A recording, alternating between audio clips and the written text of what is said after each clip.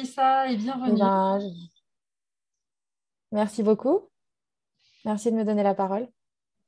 Et je t'en prie, je te laisse te présenter et puis nous partager ta belle histoire.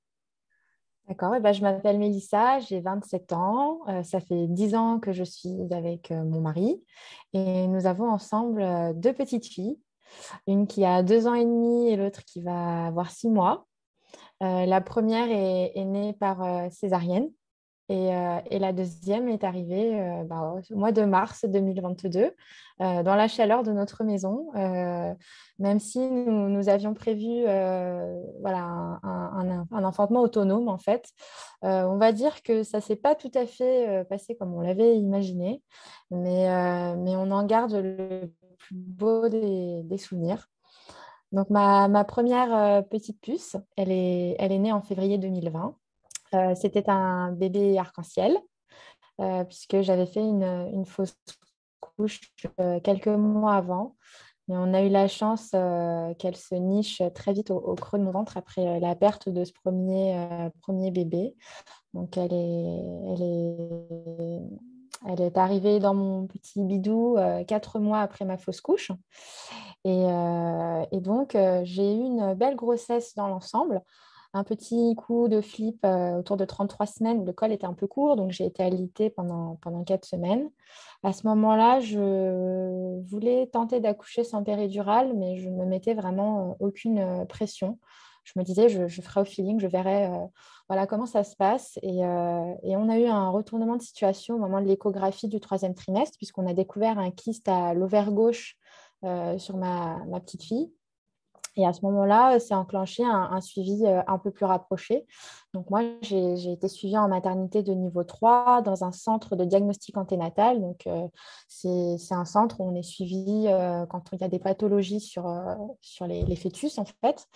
Et à ce moment-là, j'avais des échographies très, très régulières, en fait. Donc finalement, ça s'est bien passé. Mais c'est vrai que moi qui étais inscrite dans une maternité physio avec baignoire d'accouchement, tout ça, j'ai dû passer dans la maternité de niveau 3 où se trouvait le centre de diagnostic anténatal.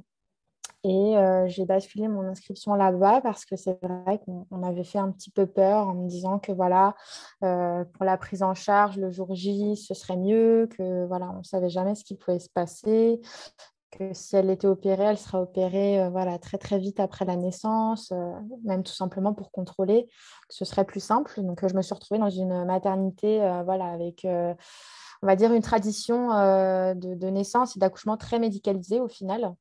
Et voilà, donc je me suis mise en travail voilà, au petit matin. J'ai perdu les os 30 secondes après être sortie de la douche.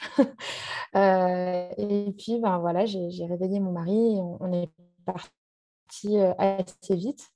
Donc, c'est vrai que dans les cours de préparation à la naissance, on nous répète toujours que voilà, quand on perd les os en tout début de travail, il faut quand même être prudent, tout ça, risque d'infection. Puis moi, j'étais une très jeune nouvelle maman et voilà, on s'est rendu à l'hôpital très, très vite. Et arrivé là-bas, bon, moi, j'ai eu de la chance que le travail se lance. Hein. J'ai pas eu du tout de latence entre la perte des os et le début du travail. Mais c'est vrai que là-bas, j'ai pas forcément été très, très accompagnée. Pas de ballon, pas de suspension, pas de présence des sages-femmes pour me soutenir. Et c'est vrai que à ce moment-là, mon mari, il n'était pas autant investi que, voilà, que la naissance après de notre deuxième que je raconterai ici. Et puis, une chose en entraînant une autre, je souffrais beaucoup et je ne me sentais pas avoir les clés pour supporter la douleur. J'ai pris la péridurale. Et quelques temps après, bon, je ne vais pas dire qu'il y a corrélation ou pas, mais le rythme cardiaque de ma fille commençait à faire des siennes jusqu'à ce qu'on arrive à un moment où voilà, clairement, ça commençait à plus être possible, d'autant que moi, j'étais complètement immobilisée à cause de la péridurale parce qu'on me l'avait posée une première fois, elle n'avait pas fonctionné. Donc, on m'a reposé une deuxième fois, rajouté double dose. Donc, même les jambes, je ne pouvais pas les bouger au final, puisqu'ils ont dû me mettre un peu une dose de cheval. Et voilà, on commence à entendre des mots un peu inquiétants. Oui, il va falloir penser à la césarienne. que voilà, ça commence à sentir pas bon. Et puis, une chose en entraînant une autre, malgré, pour le coup, la bonne foi et les efforts de l'équipe médicale qui ont tenté beaucoup de choses. Donc, ils ont essayé de me mettre sur le côté. Puis, ma fille était en postérieur, donc sa tête n'était pas du tout dans une position adéquate pour pouvoir descendre. Ils ont essayé voilà, de mettre la tête dans le bon axe. Mais malheureusement, elle la remettait toujours en arrière. On dit que voilà que c'était un petit bébé qui regardait les étoiles, c'est comme ça qu'on les appelle. Et puis au bout d'un moment, il a fallu partir au bloc très vite. Donc c'était une césarienne code orange pour moi. Et le ventre, parce qu'à ce moment-là, on m'avait réinjecté du produit pour préparer la césarienne. Et en fait, il s'avère qu'au moment où on faisait les tests sur le bas-ventre, je sentais tout. Et puis, à un moment, on m'a pincé tellement fort que j'en ai hurlé. Et là, on a fait clairement sortir mon mari du bloc comme un malpropre, alors que lui était très, très inquiet. Et c'est vrai que ça, on en garde un très mauvais souvenir parce que l'infirmière anesthésiste qui était à côté de ma tête, en fait, n'a pas été très bienveillante. Et moi, très vite, en fait, on m'a passé sous anesthésie générale alors que voilà, j'étais en train de pleurer et que je leur disais qu'on n'a pas eu le choix. Donc, on va dire qu'après, ça a été le trou noir. Je me suis arrêtée sur ça. Mon dernier souvenir avant de me réveiller, c'était mon endormi. Parce que la césarienne, c'était déjà un peu mon scénario de catastrophe. Euh, Même si c'est vrai qu'on n'a pas tendance à se rendre compte à quel point c'est fréquent. En fait, on nous en parle très peu en préparation à l'année pour vivre un moment comme ça. Après, même si chacune est différente, et il y en a qui le vivront très, très bien. Moi, je l'ai très, très mal vécu, d'autant plus que j'étais endormie, en fait, et que j'ai loupé ce moment tellement important que j'avais imaginé 1000 fois qu'on allait me poser mon petit bébé sur moi, tout ça, le pot à pot, la première tétée. Et au final, j'ai rien eu de tout ça. Je me suis réveillée dans une salle froide avec plein de monde, des blouses blanches, des néons froids et aveuglants. Et au départ, je n'ai pas trop compris ce qui se passait. Et puis, voilà. Après, on comprend. Il y a quelqu'un qui s'est approché de moi, qui m'a demandé si j'allais bien. Et puis, moi, le premier truc que j'ai demandé, c'est elle est où ma fille? Puis, on m'a dit, elle est avec votre mari, tout va bien, ça s'est bien passé. Je vais les appeler, ils vont venir vous voir. Puis, ça a été un peu le choc quand mon mari est arrivé. J'ai eu du mal à appréhender tout ça parce que il m'a ramené un bébé tout habillé. C'est peut-être un peu déstabilisant pour certaines mamans, ce que je vais dire, mais on aurait pu me ramener n'importe quel bébé du monde, me l'habiller, me dire c'est le vôtre, et il aurait fallu que je le croie en fait. Parce que voilà, je n'ai pas vu mon bébé quand il est né. Et puis, bien sûr, on a le cœur et le corps meurtris par cette expérience-là, parce que même la récupération physique, c'est très difficile. Euh, Moi, en plus, j'ai ma cicatrice qui s'est rouverte une petite semaine après la naissance. J'avais eu des agrafes. Donc, on m'avait enlevé une sur deux à J3 et le reste à J5. Et je pense que peut-être c'était un peu trop tôt. Donc, après, j'ai eu des soins infirmiers pendant un moment. J'ai eu du mal à remarcher correctement aussi. J'étais très douloureuse. Et voilà, c'est vrai que ça a été très, très dur pour moi, cette naissance-là. Et j'en garde vraiment un souvenir très, très, très douloureux et très difficile, même s'il s'est apaisé depuis. Mais c'est vrai que quand j'y repense, j'ai toujours le cœur qui se serre d'avoir manqué la naissance de ma fille. Et puis, ma deuxième, on va dire qu'elle s'est invitée un peu par surprise avec mon mari. On savait qu'on voulait un deuxième enfant. On savait que cette fois-ci, on voulait faire les choses autrement.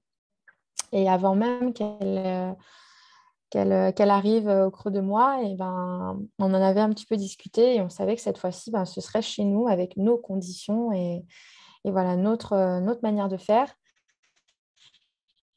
Puis voilà, ma deuxième s'est invitée et puis on a été très très heureux de cette nouvelle-là, même si ce n'était pas prévu à ce moment. Et très vite, on a commencé à penser à comment on allait se préparer parce que je pense que c'est ce qui manque aussi. C'est très, très dur de préparer, de se dire qu'on va accoucher chez soi sans un semblant de préparation, surtout quand c'est un accouchement après une césarienne, parce qu'on a la pression du corps médical, parce que plein de choses, parce que tout de suite, on a un peu l'étiquette sur le front, utérus cicatriciel. Donc, on est regardé aussi à travers ce prisme-là par le personnel soignant. Et c'est vrai que, bon, on s'est dit, allez, là, on prépare notre truc et puis surtout, on le garde pour nous parce que c'était un accouchement à la maison, mais surtout, euh, c'était sans sage-femme. Moi, j'habite toujours d'ailleurs à la frontière suisse. Donc, chez nous, ce sont les sages-femmes suisses qui faisaient les accouchements à domicile. Donc, elles avaient des dérogations en fait pour pouvoir faire les accouchements. Et malheureusement, on leur a retiré leur dérogation parce que c'était censé être exceptionnel et qu'en fait, c'est devenu très, très fréquent parce que de nombreuses femmes françaises en fait, faisaient appel à elles. Et du coup, on savait que dans tous les cas, même si on voulait, on changeait d'avis, ce serait soit à l'hôpital, soit chez nous tout seul. Et ça a été chez nous tout seul. Donc moi, j'avais un terme qui était prévu fin avril, pardon. Et au final, j'ai accouché un peu trop tôt. Mon mari, en fait, il a eu un accident de moto 2 jours avant que j'accouche. Et je pense que je m'en suis pas trop rendu compte, mais ça m'a quand même voilà, beaucoup stressée, angoissée. Et j'ai un peu ravalé tout ça à l'intérieur pour pas aussi que ma grande le ressente. En fait, le lendemain de l'accident, dans la nuit, le travail s'est lancé. Donc, j'ai accouché à peine 48 heures après, sauf que j'étais à un peu plus de 33 semaines. Donc, c'est vrai qu'à ce moment-là, je m'étais toujours dit que l'enfantement autonome, ce serait OK pour nous si toutes les conditions étaient réunies. Et clairement, la prématurité, pour nous, ce n'était pas un facteur qui faisait qu'on pouvait se permettre de faire ça chez nous, seul, sans assistance. Parce que c'est vrai qu'après un bébé prématuré, il peut y avoir pas mal de soucis à la naissance. Donc, c'est là qu'étaient nos limites. Sauf que finalement, ça s'est quand même fait à la maison, dans un concours de circonstances. Au départ, je n'ai pas trop compris que j'étais en train d'accoucher. Pourtant, quand j'avais eu ma première césarienne, moi, j'étais à dilatation complète. Donc, j'avais quand même, même avant, je n'avais pas tout de suite pris la péridurale. Donc, j'avais quand même expérimenté ce que c'était le travail. Et là, j'étais un petit peu dans le déni. Je me disais, non, non, c'était beaucoup, beaucoup trop tôt. On s'était entouré d'une doula qui était merveilleuse, qui est d'ailleurs, je parle d'elle au passé, mais toujours parmi nous, bien heureusement, était son activité de sage-femme parce que, on va dire que ça lui convenait plus trop, la vision de l'hôpital. Elle faisait des accouchements en plateau technique, en fait. Et du coup, elle se reconvertit en doula et c'est elle qui nous a suivis tout au long de la grossesse. Et, euh, et en fait, la veille, moi, on l'avait reçue à la maison et moi, je lui avais dit... on m'a demandé si j'étais prête, où est-ce que j'en étais. Je lui ai dit, ah non, mais moi, je ne suis pas du tout prête à accoucher maintenant. Je veux dire, je n'ai même pas encore fait la valise, tout ça. C'est pas possible pour moi, quoi. Et puis, ironiquement, voilà, dans la nuit, ça s'est lancé. Et puis, j'avais une petite application qui comptait l'intervalle entre les contractions, la durée. Bon, voilà, je gérais un petit peu dans mon lit, tout ça. Bon, on a essayé le space-fond, la bouillotte, ça ne marchait pas trop. Puis l'application qui me dit vous êtes en train d'accoucher, vous êtes en train d'accoucher. Moi, complètement dans le déni, non, non, c'est pas possible, c'est pas possible. Puis au bout d'un moment, je me dis je vais appeler l'hôpital parce que là, ça commence un peu à m'inquiéter. J'explique un peu à la sage-femme de garde le contexte. Puis elle me dit écoutez, nous, on est une maternité de niveau 1. Malheureusement, on n'a pas du tout l'équipement pour accueillir un bébé prématuré. Et sachez qu'à un peu plus de 33 semaines, clairement, on ne fait rien pour arrêter l'accouchement. Donc, si vous venez accoucher ici, vous allez être transféré tout de suite. Il vaut mieux aller directement dans une autre maternité en fait, du même groupe. Donc, moi, j'étais inscrite dans une maternité de niveau 1, accès physio. J'avais quand même bien choisi la maternité au cas où finalement ça doit se faire en structure hospitalière. Et là, en fait, ils m'ont envoyé vers un hôpital en fait, qui était du même groupe, mais à 50 km de là. Et qui, eux, par contre, étaient de niveau 3 et avaient tout l'équipement nécessaire pour accueillir un bébé prématuré. Et on me dit, écoutez, il faut que vous alliez à Annecy parce que, voilà, nous, c'est un peu compliqué. Donc, il vaut mieux faire comme ça. En attendant, peut-être que c'est une fausse alerte. Tenter un bain chaud et du paracétamol, et puis vous voyez ce que ça donne. Du coup, mon mari je le réveille et puis il me fait couler un bain chaud, il me prépare mon paracétamol. Je prends tout ça, je me mets dans le bain et en fait, je ne ressortirai plus jusqu'à ce que ma fille naisse. Et du coup, ce qui se passe, c'est que j'ai mal, mais je gère parce que je comprends qu'avec 50 kilomètres à faire, on n'y arrivera jamais. Et je le dis à mon mari, je lui dis, écoute, je sens que c'est pas possible, je risque d'accoucher dans la voiture sur l'autoroute et je veux surtout pas, en fait, je préfère rester ici. Et à ce moment-là, comme je l'ai dit un peu plus tôt, la valise de maternité n'était pas du tout prête. Autant pour ma première, voilà, on est jeune maman, on est très excitée, on est impatiente, tout ça. Donc la valise était prête depuis des semaines dans un coin du salon. Mais là, ce n'était pas du tout le cas, rien n'était prêt. Je me disais, bon, d'ailleurs, qu'il allait falloir que je commence un peu à m'activer, à acheter les vêtements, tout ça, parce qu'on n'avait encore rien acheté, presque. On avait gardé quelques petites affaires de notre aîné, et puis beaucoup de matériel de périculture, mais au final, on n'avait pas grand-chose pour l'habiller. Et puis, justement, il y avait notre aîné de 2 ans, à ce moment-là, qui dormait. C'était en pleine nuit. Et en fait, nous, on était tout seuls dans la région, donc on n'avait personne pour nous la garder. Et en fait, on s'est dit, il aurait fallu que la pauvre, on la réveille en panique, qu'on prépare 2, 3 affaires à l'arrache, qu'on monte tous dans la voiture. Peut-être qu'elle m'aurait entendu faire du bruit, elle n'aurait pas trop compris ce qui se passe. Ça lui aurait peut-être fait peur aussi. Et à ce moment-là, voilà, on savait qu'on resterait à la maison et puis c'est tout, quoi. Puis mon mari, il était là tout du long avec moi, très très soutenant, m'apportait à boire, me demandait si j'avais besoin de quelque chose, tout en restant en retrait pour pas me perturber, garder voilà, cette atmosphère de calme, de sécurité, d'être chez soi, de confort. Voilà, j'étais dans ma baignoire, presque dans le noir, dans la pénombre, avec mon peigne, l'eau chaude. Et les contractions sont enchaînées, enchaînées, enchaînées. J'ai fait un peu de bruit, mais ça faisait du bien. J'ai dérangé mes voisins, mais c'était une expérience vraiment merveilleuse. Mon mari, à un moment, il me dit, écoute, je crois que je vais appeler Chloé. Donc, Chloé, c'est la doula qui nous a suivis. Puis, il lui explique un peu le topo. Elle m'entend un peu grogner dans le fond. Et puis, elle lui dit, ah non, mais là, ta femme, elle est en train d'accoucher. Faut absolument que tu appelles le SAMU, quoi. Puis elle est restée en ligne avec nous, voilà, nous guider, nous dire des mots rassurants. Et puis au bout d'un moment, je sens qu'il faut que je me redresse. Donc je me redresse dans ma baignoire et puis ma doula lui dit là, ta femme, elle est en train d'accoucher, il faut appeler le SAMU. Puis du coup, elle est restée avec moi en ligne sur haut-parleur, voilà, à me rassurer, à me dire que c'était bien, que j'arrivais, que j'étais en train de le faire. Et mon mari à côté a appelé le SAMU. Puis à un moment, je sens qu'il faut que je me redresse. J'ai le fond de mon utérus qui pousse très très fort, qui pousse tout seul. Et je mets la main et je sens la tête. Et je dis à mon mari, mais il y a sa tête, quoi. Et il m'aide à sortir de la baignoire et les quelques mètres qu'il y a jusqu'au salon, parce que les deux étaient à l'opposé, la salle de bain et le salon l'un de l'autre. J'ai l'impression que c'était kilomètres, mais je marche doucement en ayant peur que ma fille sorte tout en marchant, quoi. Puis il m'installe une serviette voilà, par terre dans le salon, mon ballon, et puis je me mets à 4 pattes, en fait, les bras croisés et la tête sur mon ballon. Et voilà, je me sentais à l'aise comme ça. Et puis ça continuait. Et puis d'un coup, ça sonne à la porte. Le SAMU est arrivé. Il y a, je ne sais pas, 6, 7, 8 personnes, je n'arrive même pas à me rappeler, qui débarquent dans mon salon, qui m'allument la lumière. Donc à ce moment-là, moi, je mets une serviette sur ma tête pour rester dans le noir. Et puis en même temps, on essaye de me parler.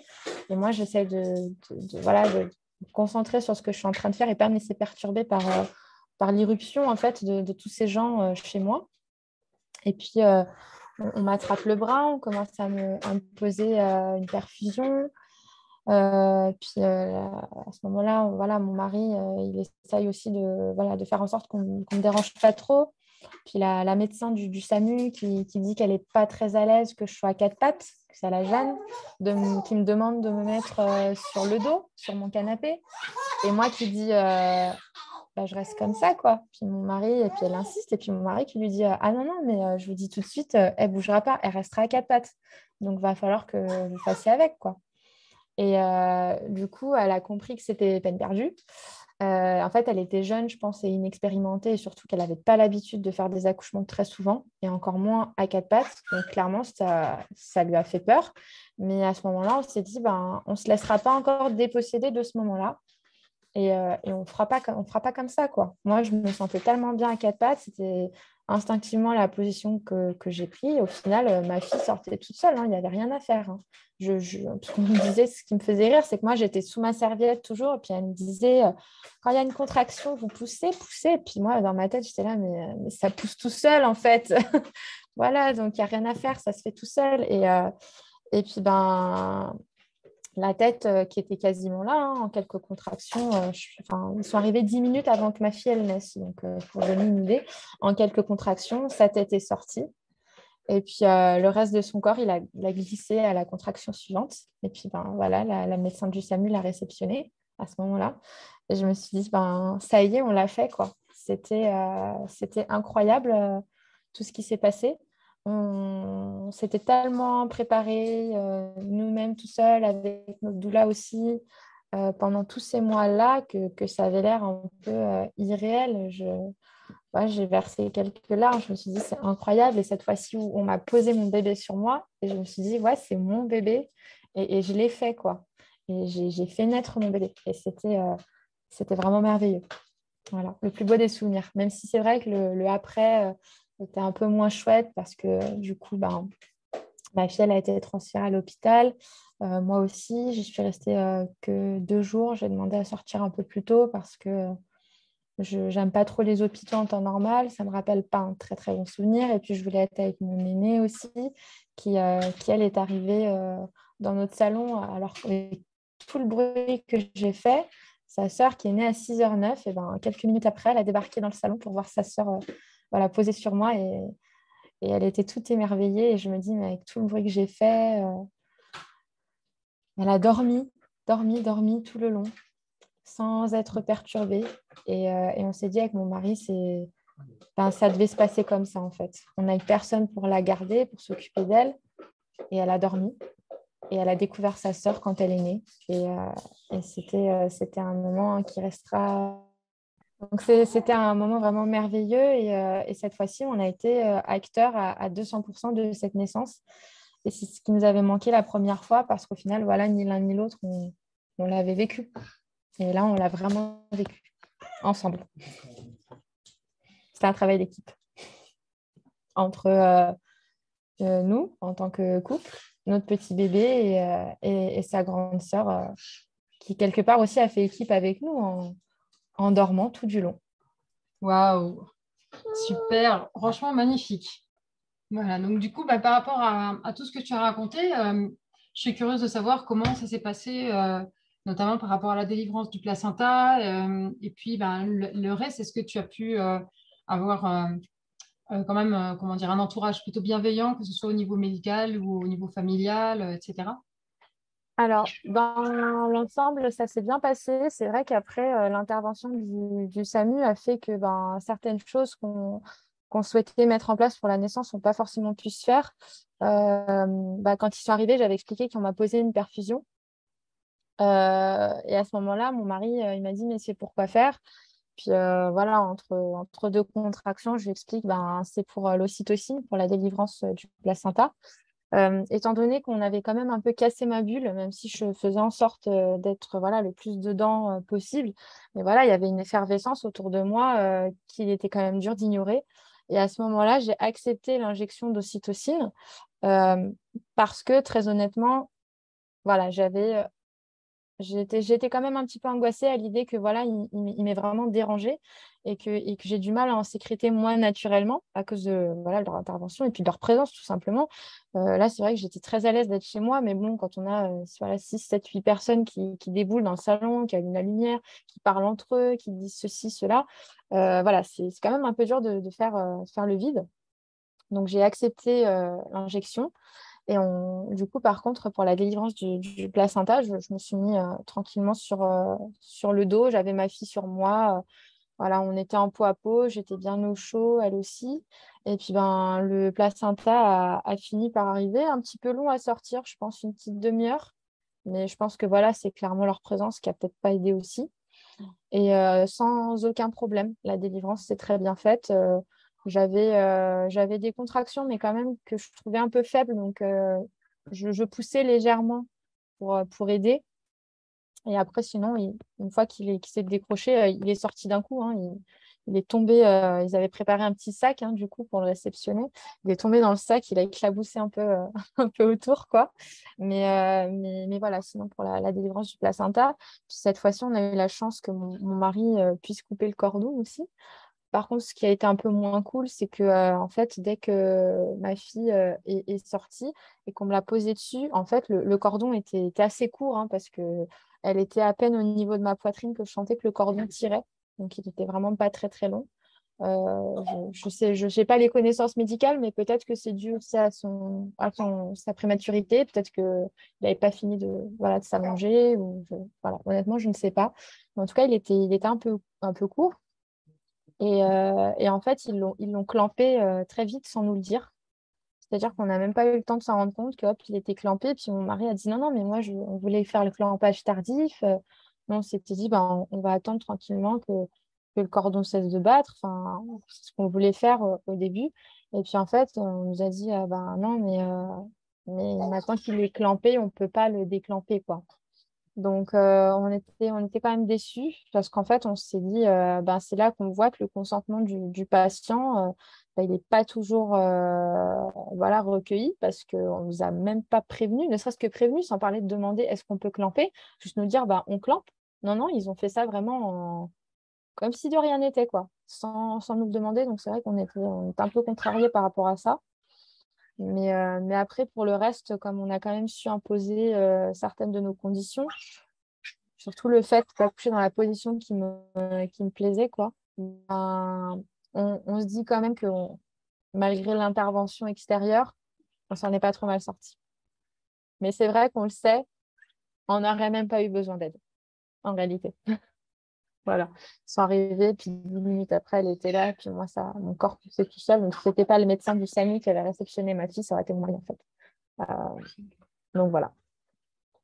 Et du coup, donc après, tu as été transférée avec ton bébé à l'hôpital. Et comment ça s'est passé après? Est-ce que ils vous ont, enfin, toi, tu es partie donc comme tu as dit 2 heures après. Mais du coup, est-ce qu'ils ont gardé donc ton bébé? Combien de temps est-ce que ça s'est passé? Et puis, quel regard tu as pu avoir du personnel médical de la maternité aussi, en fait? Alors, ils ont été quand même assez... Enfin, moi, je les ai trouvés très bienveillants. En fait, il s'avère que quand j'avais appelé l'hôpital pour leur dire que j'étais en train d'accoucher et que c'était trop tôt, en fait, ils m'ont redirigé automatiquement vers la maternité niveau 3 du même groupe. Mais en fait, il s'avère qu'il y avait un hôpital d'un autre groupe qui était bien plus proche de chez moi. Et la sage-femme ne l'a pas dit, en fait. Donc, heureux hasard ou pas, si je l'avais su, sachant que l'autre hôpital est à 20 minutes de chez moi, peut-être qu'on y serait allé. Euh, peut-être pas, je ne sais pas. Mais en tout cas, le personnel de l'hôpital a été très bienveillant. Après, il faut dire que nous, par souci de nous protéger aussi, on a toujours joué la carte de ça s'est fait inopinément, c'était pas prévu. On n'a jamais ouvertement expliqué au personnel soignant quel était notre projet. Parce qu'on savait qu'on se ferait juger, qu'on se ferait, enfin, peut-être qu'on aurait des gens qui essaieraient de nous dissuader aussi, ça c'est une certitude. Et on ne voulait pas, même si on savait qu'on était solide dans nos convictions, on ne voulait pas laisser ne serait-ce qu'une peut-être petite faille ou quelque chose, parce que au final, c'est ce qui s'est passé la dernière fois. j'ai changé de maternité parce qu'on m'a un peu fait peur. Je me rappelle des mots du professeur Natal qui m'a dit, il suffit d'un petit grain de sable dans l'engrenage de la prise en charge de votre enfant quand il va naître, et ça pourrait se compliquer. Donc, je ne voulais pas laisser la place à ce genre de propos. Donc, on a toujours gardé ça bien pour nous et c'est pour ça que voilà, on s'est entouré de notre doula. Mais c'est vrai qu'après, pour le reste, au niveau de la prise en charge là-bas à l'hôpital, ils ont été très bien. Arrivé là-bas, j'ai quand même demandé à prendre une petite photo souvenir de mon placenta parce que sinon, ça allait au déchet. C'est vrai que si j'avais accouché chez moi sans personne, ben, on en aurait sûrement fait autre chose du placenta. On ne sait pas trop quoi encore parce que je n'avais pas spécialement de projet. Est-ce que j'allais faire un bébé lotus? Est-ce que j'allais le congeler? Est-ce que j'allais l'enterrer? Est-ce que j'allais... Je ne savais pas trop. Je me disais, ça se ferait au feeling voilà, quand ça arrivera. Et là, c'est vrai que ben, ils l'ont récupéré et ça allait finir en déchet médical, quoi. Et j'ai demandé à prendre une photo parce que du coup, j'avais pas vu le mien pour le premier accouchement. Et voilà, et après, ils ont fait en sorte de me rassurer. Donc, quand je suis arrivée à l'hôpital, du coup, de toute façon, on a été séparés, ma fille et moi, parce qu'elle, ils l'ont mis dans un véhicule séparé, en fait, et moi dans un autre. Ma fille, parce qu'ils se disaient que voilà, elle respirait très bien toute seule à la naissance, elle n'a pas eu du tout besoin d'oxygène. Par contre, pour réguler la température, c'était pas encore ça. Donc après, c'est vrai je pense qu'on les a vraiment pris au dépourvu parce qu'ils sont venus sans équipement particulier. C'est-à-dire qu'en temps normal, ils seraient venus avec une espèce de petite couveuse en fait dans le véhicule. Là, ils sont venus avec rien. Ils ont mis une couverture de survie quand ils l'ont prise en fait, ma fille. Ils m'ont demandé est-ce que j'avais un vêtement à moi, quelque chose. Donc je lui ai donné un de mes t-shirts et elle est partie avec mon t-shirt et une couverture de survie quoi. Et, et du coup, arrivé là-bas, ils sont passés me voir assez rapidement, du coup, avec ma fille dans un espèce de petit berceau chauffant où on met les petits bébés primaires. J'ai pu la voir, du coup, la revoir. Et on m'a dit, ben, du coup, que vous allez la garder. En termes de temps, ils ne savaient pas combien de temps, ça fourchette. On m'a dit, ben, dans tous les cas, c'est minimum 2 semaines. On la gardera si elle progresse bien. Sinon, ça va se décider au fur et à mesure de son séjour. Et du coup, moi, j'ai demandé une sortie anticipée. Et je suis sortie 2 jours après, en fait. Je n'ai pas pu sortir avant. Mais c'est vrai que je me disais que je serais pas très utile à l'hôpital. En tout cas, en y étant tout le temps. Moi, j'aime pas trop les hôpitaux. Je ne gardais pas un bon souvenir. Et j'avais vraiment envie d'être aussi près de mon mari qui venait d'avoir son accident de moto. En plus, le pauvre, hein. Parce qu'à ce moment-là, ce qu'on a tendance à oublier, c'est que il venait de se faire faucher en moto 2 jours avant et que c'était pas évident. Donc, je me sentais plus utile auprès de lui et de ma grande aussi, qui m'avait vu partir un peu vite. Et c'est vrai qu'après, on s'est beaucoup relié en fait à l'hôpital. Donc moi, une fois que je suis sortie, ben, de toute façon, j'y allais tous les jours. En général, j'y restais autour de 4 heures, 3, 4, 5 heures. Ensuite, mon mari, il y allait à son tour. On se relayait pour pouvoir garder notre aîné, puisqu'on avait personne pour nous la garder à ce moment-là. Et c'est vrai qu'après, dans l'ensemble, moi, j'ai rien à redire sur le personnel, que ce soit euh, du côté maternité ou du côté néonat. C'est vrai qu'après, on a eu au final 5 semaines de séjour pour ma fille en néonat. Elle a mis un peu de temps à sortir.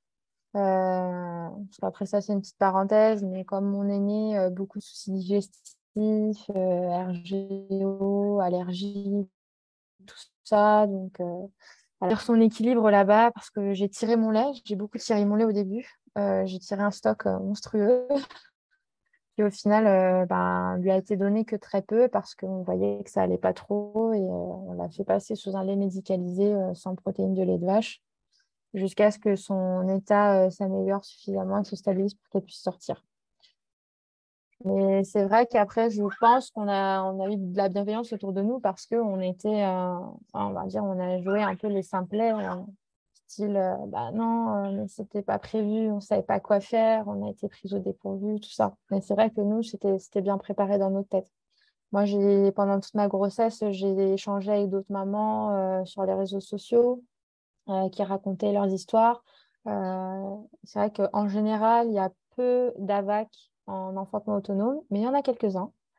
Mais dans l'ensemble, le problème en fait en France avec les enfantements autonomes, c'est la justice. C'est-à-dire que malgré que ce ne soit pas du tout illégal, on se retrouve parfois avec des problèmes sur le dos. Et c'est parfois, voilà, c'est la PMI, des signalements, tout ça. Et c'est vrai que c'est parfois mieux de rien dire. De rien dire. C'est vrai que nous, du coup, vu que le SAMU a assisté à la naissance, puisqu'ils étaient là, c'est eux qui ont rédigé le certificat d'accouchement. Donc nous, après, pour la déclaration de naissance à la mairie, tout ça, on n'a vraiment aucun problème. Mais c'est vrai que je m'étais dit, bon, on va voir. Peut-être qu'une fois que ma fille sera née, on ira faire un petit tour à l'hôpital, histoire de dire. Mais voilà, je me suis dit, tout se fera au feeling. Et au final, ça s'est fait au feeling, mais juste différemment de ce qu'on s'était imaginé, quoi. Oui, effectivement. Effectivement. Mais c'est chouette justement d'avoir eu toute cette bienveillance autour de vous parce que surtout dans ce genre de circonstances, c'est quand même super précieux. Donc, non, c'est vraiment chouette. Mais du coup, je ne sais pas si tu voulais ajouter autre chose, je ne sais pas, par rapport à justement ce que tu disais sur le fait que pour se préparer pour un AVAC, donc un accouchement vaginal après césarienne en enfantement autonome. Euh, qu'est-ce qui t'a aidé ou qu'est-ce que tu aurais aimé avoir? La confiance en moi, je pense que d'abord, il faut vraiment se faire confiance. C'est-à-dire qu'il ne faut pas partir avec des peurs parce que c'est quand on part avec des peurs qu'elles risquent de se matérialiser. Il faut avoir confiance en soi, en son bébé. Il faut avoir du soutien autour de soi aussi. Je pense que le premier soutien, c'est le ou la partenaire qui aussi doit être à fond dans le projet parce que c'est très dur d'être seul dans un projet comme ça. Et je pense qu'après, le personnel soignant bienveillant. Donc, soit si on voit que ça ne le fait pas trop, il vaut mieux ne pas trop parler de son projet. Après, moi, j'avais clairement dit que je voulais accoucher par voie basse après cette première césarienne.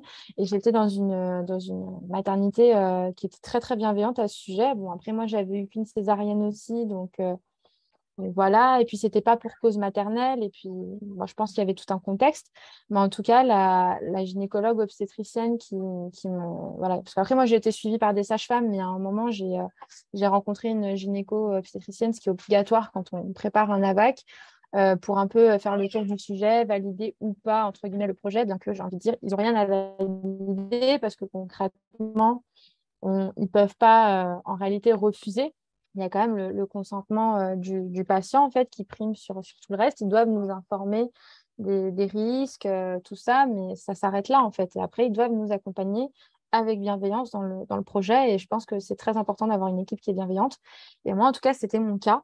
La gynéco a été top. Elle m'a dit de toute façon, moi, même si vous m'aviez dit bah, je ne veux pas essayer, je préfère une césarienne, j'aurais quand même essayé de vous convaincre de tenter la voie basse parce que il faut quand même dire que c'est pas anodin une césarienne, que voilà, c'est une opération qui a des risques qui sont quand même plus importants au final que d'essayer d'accoucher par voie basse et que dans ce cas-là, voilà, il y a la balance bénéfice-risque à regarder aussi. Donc c'est vrai que si jamais ça s'était fait en hôpital, je sais que j'avais une équipe aussi bienveillante voilà, qui aurait été là pour me soutenir. Parce qu'on m'a dit on fera le maximum pour vous épauler pour que vous réalisiez votre projet. Parce que ils savaient que j'avais pas très bien vécu le premier accouchement, je leur avais un petit peu expliqué tout ça. Mais après, c'est vrai que je ne me sentais pas assez en confiance pour dévoiler le vrai projet qui était derrière. C'est-à-dire, voilà, accoucher chez moi dans la chaleur de mon foyer, sans intervention extérieure. Parce que pour moi, il y a aussi la casquette d'intervention qu'il faut à l'hôpital. Il peut faire plus de tort voilà, que de bien. Mais en tout cas, oui, l'entourage médical et personnel. Donc moi, mon mari, il était à fond dedans. Il me soutenait à 100% et lui aussi, c'était un projet qui lui tenait à cœur. Donc à partir de ce moment-là, on savait qu'on était une équipe, quoi, que je n'étais pas toute seule. Et après, c'est vrai qu'on en a de temps en temps un petit peu parlé autour de nous, nos amis, notre famille, sans trop s'étendre sur le sujet. Des fois, je pense que certains ne nous ont pas trop cru. Quand on disait, ah non, mais nous, on n'ira pas à l'hôpital, ça sera à la maison. Il y en a certains qui nous regardaient comme ça avec des grands yeux.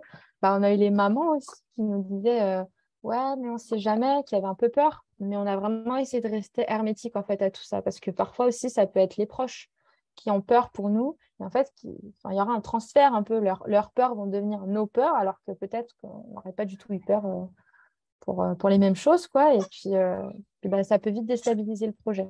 Donc, je pense être vraiment solide dans ses convictions, bien être entouré et bien préparé aussi. Moi, je m'étais beaucoup renseignée sur la physiologie, j'ai énormément lu, beaucoup d'ouvrages, des conférences aussi, de Michel Audin notamment. Et en fait, c'est en, en m'appropriant toutes ces connaissances, plein de choses que je ne savais pas du tout au final pour ma première grossesse, que je me suis dit, ah oui, mais en fait, pour moi, limite, c'est plus risqué d'aller à l'hôpital parce que déjà, ils vont regarder mon antécédent, ils vont se dire, elle a eu une césarienne. Donc, tout de suite, on ne va pas la traiter pareil qu'une femme qui n'en aurait pas eu. Et puis, ben, par exemple, moi, j'avais la gynécologue obstétricienne, même si elle était très, très favorable à mon projet de voix basse, elle m'a dit, par contre, en général, quand il y a une césarienne, nous, on recommande de prendre la péridurale. Donc là, déjà, tout de suite, elle a essayé de me convaincre que voilà, il valait mieux que je prenne la péridurale. Je lui ai dit, écoutez, je vais être très honnête avec vous, moi, ce n'est pas du tout mon projet. Donc, je préfère vous dire que moi, je ne souhaite pas la prendre. Puis elle m'a dit, d'accord. Elle m'a dit, voilà, je vous dis, c'est vrai que pour nous, c'est plus rassurant, mais on ne vous forcera jamais à la prendre. Si vous n'en voulez pas, voilà, il n'y a pas de souci. Et donc, c'est là où l'hôpital, ouais, il peut causer parfois quelques torts, je pense. Parce que tout de suite, bah, la péridurale, il y a quand même très peu d'hôpitaux qui font les péridurales ambulatoires. Donc, ça veut dire que ben, on ne peut pas forcément se mobiliser comme on veut. En fonction de comment l'anesthésiste dose, bah, on a les jambes qui ne tiennent pas très bien. Donc, voilà. C'est aussi, ça peut être aussi un risque. Mais c'est vrai qu'après, voilà, moi, je me suis énormément renseignée. Et puis, il faut démystifier, en fait, beaucoup de choses. Il faut déconstruire beaucoup de fausses croyances, parce que c'est des fausses croyances aussi.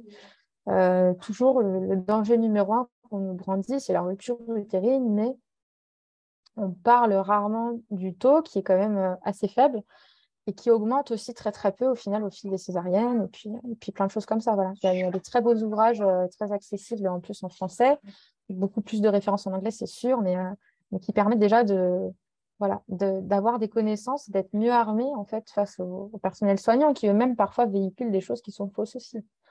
Parfois par méconnaissance, hein, parce que au final, il y a quand même une formation sur la physiologie qui est vraiment pas terrible en France. On médicalise encore beaucoup trop.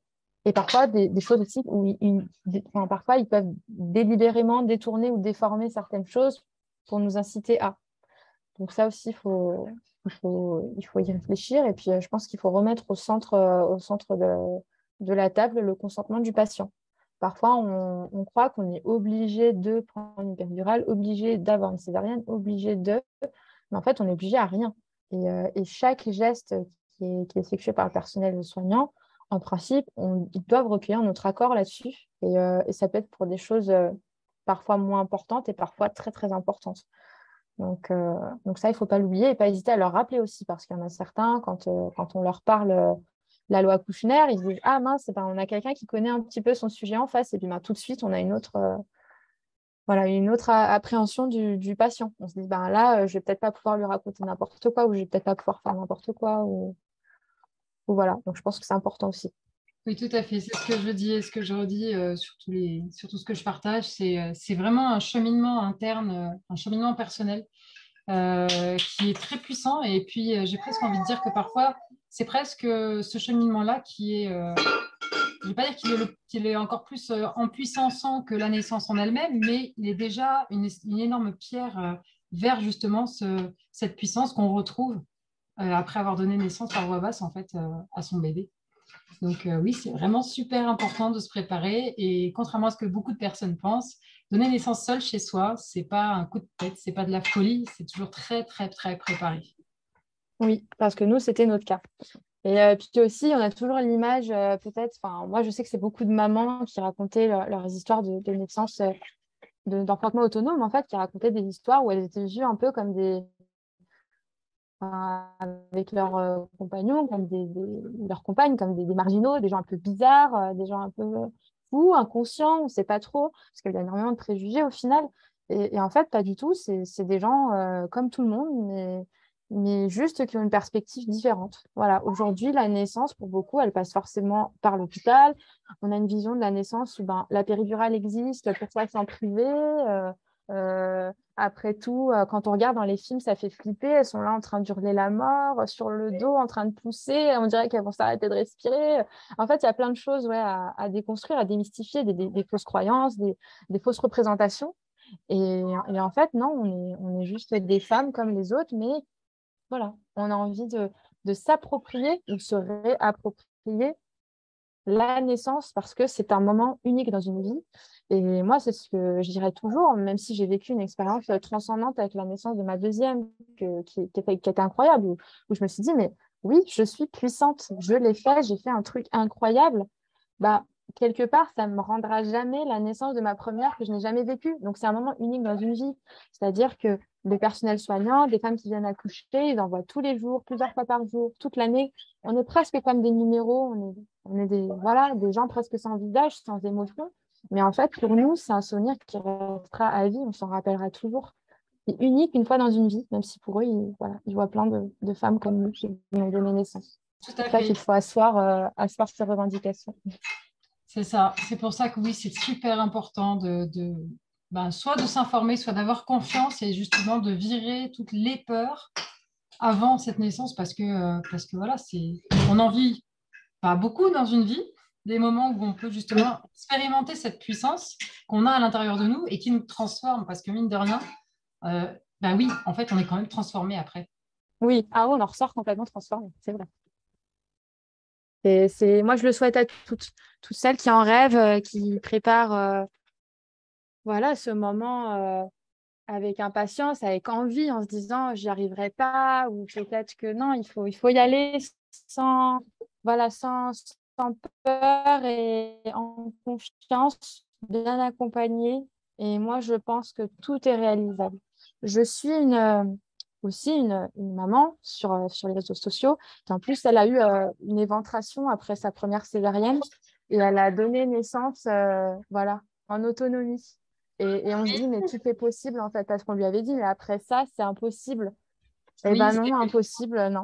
Rien n'est impossible. c'est Roxane de Ouais. Maternité Sauvage et Voilà, exactement. justement, j'ai partagé son récit sur les podcasts donc, Ouais. Et parce que voilà, c'est merveilleux. C'est un message d'espoir incroyable. tout Donc, à fait. comme quoi, Mais aucune maman ne doit se dire que c'est pas possible.